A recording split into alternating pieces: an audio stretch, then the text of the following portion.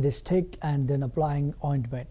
He alleged that despite promising to reduce power tariffs before elections, the government imposed an additional burden of 15,485 crore rupees on consumers under adjustment charges for the financial years 2022 to 23 and 23 to 24.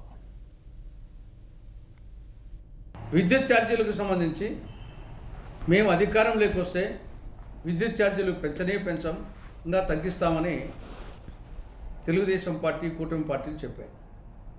కానీ అధికారంలోకి వచ్చిన తర్వాత 2022-23, 2023-24 ఆర్థిక సంవత్సరాలకు సంబంధించి సర్దుబాటు ఛార్జీల పేరుతో చంద్రబాబు ప్రభుత్వం ప్రజల మీద 15,485 కోట్ల రూపాయలు అదనపు భారం మోపింది. దీనికి తోడు 2024-25 ఆర్థిక సంవత్సరానికి సంబంధించి సర్దుబాటు ఛార్జీల పేరుతో 2,787 కోట్ల రూపాయలు ప్రజల నుండి రాబట్టింది. 2024-25కు సంబంధించి ఏపీఈఆర్సీ 1,864 కోట్ల రూపాయలు సర్దుబాటు ఛార్జీలకు మాత్రమే అనుమతి ఇచ్చింది.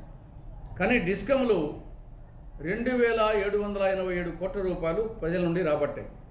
అంటే 923 కోట్ల రూపాయలు అదనంగా అక్రమంగా డిస్కమ్లు వసూలు చేశాయి. దాన్ని ఏపీఆర్సీ తప్పుపట్టింది.